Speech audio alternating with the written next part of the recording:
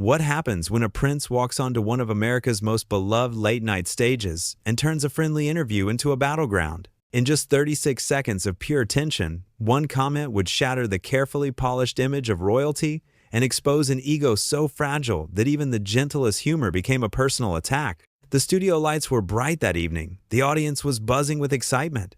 Stephen Colbert sat behind his desk, that familiar grin on his face, ready to welcome his guest. Prince Harry walked out onto the stage. The crowd went wild. People were standing, clapping, cheering. Harry waved, smiled that practiced royal wave, and took his seat across from Stephen. "Your Royal Highness, welcome to the show," Stephen said warmly, extending his hand for a shake. Harry took it, but there was something in his eyes, something hard. "Please, just Harry," he said. "All right, just Harry it is," Stephen replied with a little laugh. "So, you've had quite the journey. You've written books, done interviews, really opened up about your life. What made you want to come on the show tonight?" Harry leaned back in his chair. "Well, Stephen, I thought it was time to set the record straight. There's been a lot of misinformation out there, a lot of people talking about me who don't know me." Sure, Stephen nodded. "I think a lot of people can relate to feeling misunderstood, but you've also been pretty vocal yourself. You've shared a lot of personal family stories with the world. Do you ever worry about, oversharing?" The question was fair. It was gentle even, but Harry's jaw tightened. "Oversharing?" he repeated, his voice taking on an edge. "I'm sharing my truth, Stephen, my lived experience. Not everyone has the privilege of being believed when they speak." "Right, no, absolutely," Stephen said quickly, trying to keep things light. "I just meant that, when you put things out there publicly, people are going to have opinions. That's kind of how the public square works." "The public square," Harry scoffed. "You mean the media circus that's been attacking me and my family for years?" The audience shifted uncomfortably. This wasn't the fun, lighthearted interview they'd expected. Stephen kept his smile, though it was starting to look a little strained. "I don't think anyone here is attacking you, Harry. We're just having a conversation." "Are we?" Harry shot back. "Because it feels like you're questioning my motives." "Just like everyone else." "I'm not questioning your motives," Stephen said, his voice still calm and measured. "I'm asking questions. That's kind of my job. That's what people tune in for." Harry stared at him for a long moment. The silence was uncomfortable. The audience didn't know whether to laugh or stay quiet. Finally, Stephen tried to pivot. "Let's talk about something positive. You've done a lot of work with veterans, with mental health advocacy. That's really important work. What drives you to focus on those causes?" "What drives me?" Harry said, his tone dripping with condescension. "What drives me is that I actually care about people, Stephen. I'm not just sitting behind a desk making jokes while the world burns." The audience gasped. Stephen's eyebrows shot up. "Wow, okay," Stephen said, letting out a nervous laugh. That's quite a take. I mean, comedy is actually a pretty important way people process difficult things. It's not about ignoring problems. It's about finding light in dark places." "Light in dark places," Harry repeated mockingly. "That's easy to say when you're not the one being torn apart by the press every single day. You get to go home to your nice life, your comfortable studio. You don't know what it's like." Stephen's smile was gone now. He leaned forward slightly. "Harry, I'm not trying to diminish your experiences. I'm sure they've been difficult. But you're sitting here, in a nice suit, promoting your projects, on a platform that millions of people would give anything to have. Maybe we could talk about that with a little perspective?" "Perspective?" Harry's voice was rising now. "You want to talk to me about perspective? I've lost my mother. I've been driven out of my own country. I've had my privacy invaded in every possible way. And you're sitting here lecturing me about perspective?" "I'm not lecturing you," Stephen said firmly. "I'm trying to have a conversation with you. But you seem to think that asking you any question at all is some kind of attack. That's not how this works." "Maybe it's not how it works for you," Harry snapped. "Maybe you're just another person who thinks they can say whatever they want about me because of who I am. Because you think you know me." "I don't think I know you," Stephen said, his patience clearly wearing thin. "That's why I'm asking questions. That's the whole point of an interview." Harry stood up suddenly. The audience went completely silent. "You know what, Stephen? I don't need this. I came here in good faith, and you've done nothing but disrespect me since I sat down." Stephen looked genuinely confused. "Harry, I haven't disrespected you at all. I've asked you basic questions, the same kinds of questions I ask every guest who comes on this show." "Right, because I'm just like every other guest," Harry said bitterly. That's the problem. You don't understand who you're dealing with. And there it was. The mask had slipped completely. The entitled prince who couldn't handle being treated like a normal person. Stephen stood up too now, his expression serious.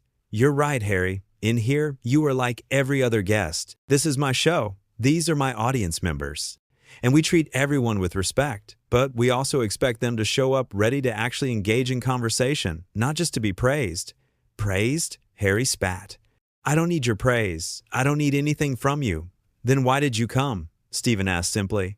Harry didn't have an answer for that. He just stood there, his face red, his fists clenched at his sides. You think you're so clever? Harry said finally, his voice low and angry. You think you're so funny, making your little jokes, acting like you're on the side of the people. But you're just another corporate puppet, Stephen. Just another talking head saying whatever you're told to say. The audience was audibly uncomfortable now. People were looking at each other, wondering what was happening. Stephen's voice was steady. I think we're done here. Oh, we're done? Harry said with a harsh laugh. You're dismissing me now? That's rich. I'm not dismissing you, Stephen said. I'm recognizing that this interview isn't working. You came here with an agenda, and when I didn't just roll over and let you say whatever you wanted without pushback, you got defensive. That's fine. That's your choice. But I'm not going to let you stand here and insult me, my show, and my audience. Your audience? Harry looked out at the crowd with contempt. Your audience doesn't care about the truth. They just want to be entertained. They want their little comedy bits and their applause breaks.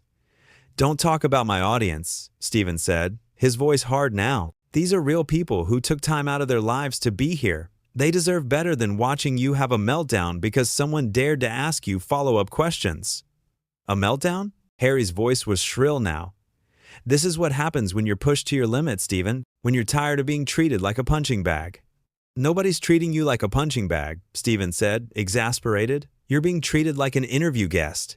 You're being asked to back up the things you say publicly. That's normal. That's what happens when you put yourself out there. Put myself out there, Harry repeated. I had no choice. I was born into a life I didn't ask for, and ever since I tried to break free, people like you have been tearing me down.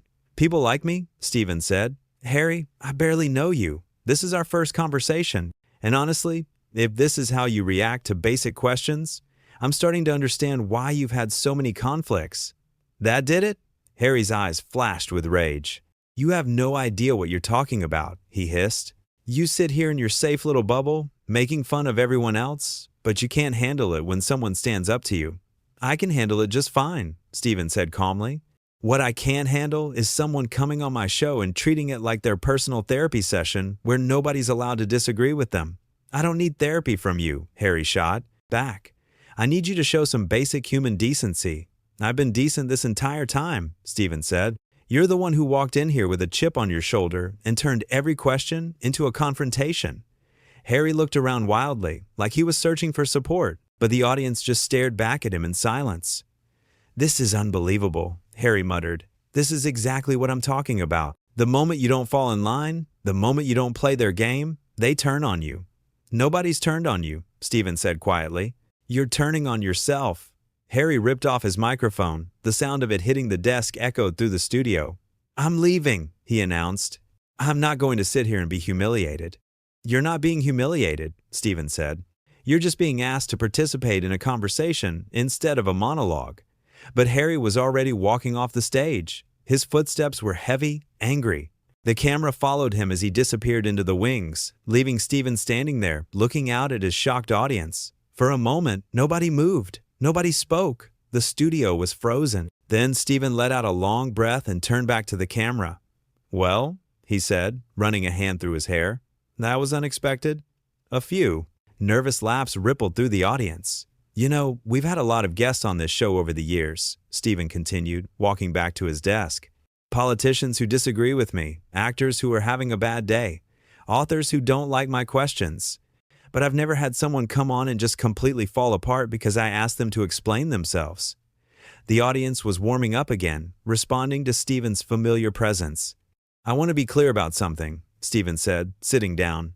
I wasn't trying to ambush that guy. I wasn't trying to make him look bad.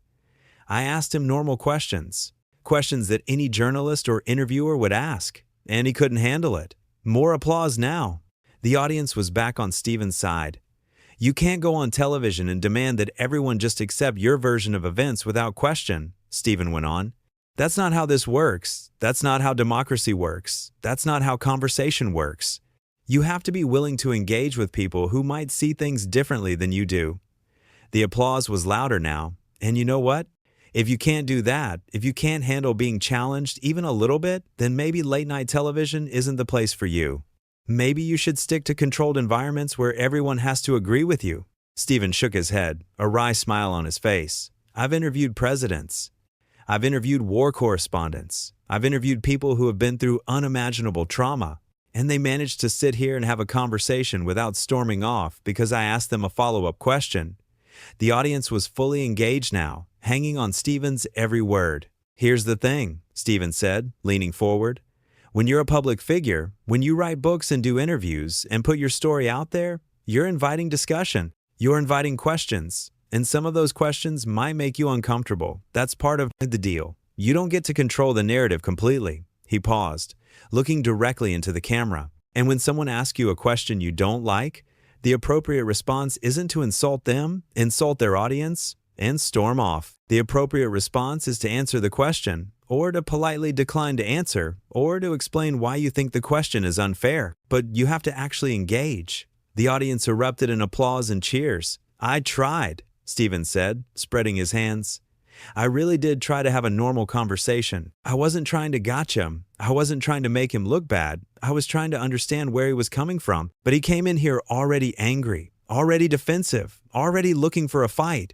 Stephen picked up his coffee mug and took a sip. And you know what? That's sad. Because there probably is an interesting conversation to be had there. There probably are legitimate points to discuss. But you can't have those conversations if you're not willing to actually listen to the other person. He set the mug down. I don't know what he expected. Did he think I was just going to sit here and nod along to everything he said? Did he think that's what an interview is? Just one person talking and everyone else agreeing? The audience laughed, the tension finally breaking completely. Because that's not what we do here, Stephen continued. We talk to people. We ask questions. We push back when something doesn't make sense. We try to get to the truth. And if you can't handle that, then I don't know what to tell you. Stephen looked down at his notes, then back up at the audience. You know, before he came out here, I was actually excited for this interview. I thought it would be interesting. I thought we could talk about his work, his experiences, maybe even have some laughs. But he wasn't interested in any of that. He just wanted a platform to complain and to attack anyone who didn't immediately bow down to him. The audience murmured in agreement. And I get it, Stephen said, his voice softening slightly. I get that he's been through a lot. I get that the media can be brutal. I get that being in the public eye is hard. But lots of people go through hard things. Lots of people deal with media scrutiny. And they don't all respond by throwing tantrums when someone asks them a basic question. Stephen stood up again, walking around the desk. Here's what I think happened. I think he spent so much time in echo chambers, talking to people who only tell him what he wants to hear, that he forgot how to have a real conversation. He forgot that not everyone sees him as a victim. He forgot that some people might have questions about his choices. He stopped, looking out at the audience. And when he came face to face with that reality, when he realized that I wasn't just going to be another cheerleader, he couldn't handle it. So he lashed out. He insulted me. He insulted all of you, and then he ran away. The audience booed softly at the memory. But here's the thing, Stephen said, his voice firm. We're not going to let that ruin our night. We've got a great show lined up. We've got amazing guests coming up. And we're going to keep doing what we do, which is having real conversations with real people who are brave enough to actually engage. Massive applause filled the studio. Stephen smiled, that genuine warm smile that his audience loved. So to anyone out there who's thinking about coming on the show, Stephen said, pointing at the camera, here's the deal. Come ready to talk. Come ready to answer questions. Come ready to have a conversation. If you can do that, we'll have a great time. But if you're just looking for a platform to lecture people and you can't handle any pushback whatsoever, maybe save us both the trouble and stay home. The audience roared with approval. All right, Stephen said, walking back to his desk. We've got to take a quick break. When we come back, we've got a guest who actually knows how to have a conversation. Stick around. The cameras cut and the audience was left buzzing with energy, talking among themselves about what they'd just witnessed. Stephen sat at his desk, shaking his head slightly, a mixture of frustration and disbelief on his face. The production team rushed over, checking on him, making sure he was okay. He waved them off with a tired smile. "I'm fine," he said. "Just wasn't expecting that." One of the producers leaned in. "That was incredible. You handled that perfectly." Steven shrugged. "I just asked questions. That's all I did." "He came in hot," another producer said. "There was nothing you could have done differently." "Maybe," Steven said, "but it's still disappointing. I really did want to have a good conversation." The makeup artist came over to touch up his face before they came back from commercial. Steven sat still, his mind clearly elsewhere. "You think he'll say something about this?" someone asked. Steven laughed humorlessly.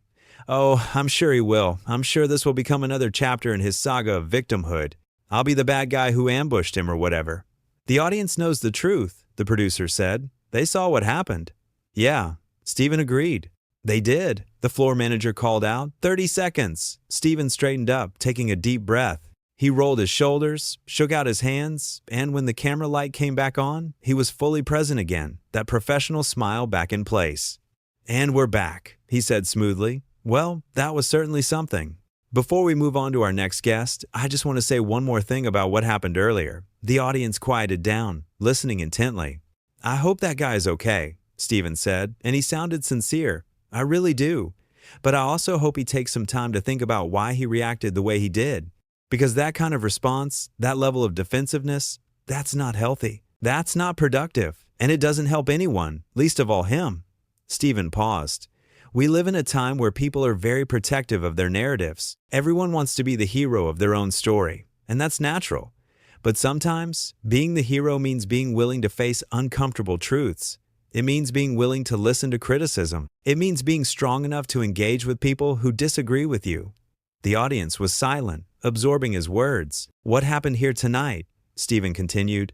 "That wasn't strength, that was weakness. Real strength would have been sitting here, listening to my questions, and responding thoughtfully. Real strength would have been defending his positions without attacking me or the audience. Real strength would have been staying and finishing the conversation." He looked directly at the camera again. "Running away isn't brave. Insulting people who question you isn't brave. What's brave is staying in the room and doing the hard work of actually communicating." The applause started again, building to a crescendo. "Okay," Steven said, clapping his hands together. "Enough about that. Let's talk to someone who actually wants to be here." And, just like that, the show moved on. The band played. The next guest came out, bright and cheerful and ready to have fun. The interview was light, funny, engaging. Everything flowed the way it was supposed to. But the earlier confrontation hung in the air. Everyone in that studio knew they'd witnessed something unusual, something revealing. They'd seen what happens when someone who's used to deference and agreement suddenly faces normal accountability. They'd seen entitlement collide with reality. They'd seen a man who claimed to want honest conversation prove that he actually wanted nothing of the sort.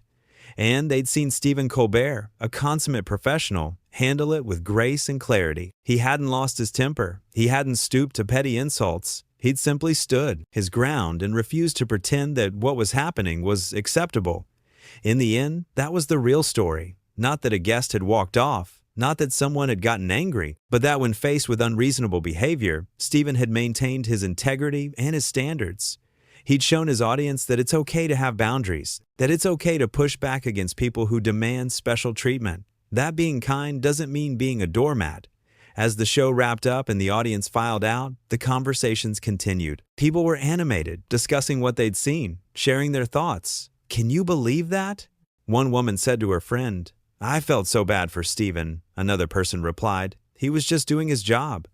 "That guy was completely out of line," someone else chimed in. Everyone agreed. The host had been fair. The guest had been impossible. And television history had been made. Not because of spectacular drama, but because of one man's inability to handle the most basic aspect of public discourse, which is being asked to explain yourself. Stephen remained at his desk long after the cameras stopped rolling, talking with his team, decompressing from the bizarre experience.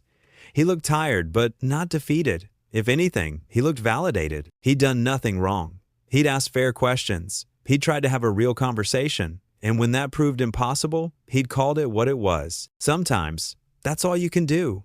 Sometimes, You just have to let people show you who they really are and then believe them. And on this night, in front of millions of viewers, someone had shown exactly who they were with an entitled, defensive outburst that revealed far more than any carefully crafted interview answer ever could have. The prince who couldn't handle being treated like everyone else had made his exit, and the show, as it always does, went on.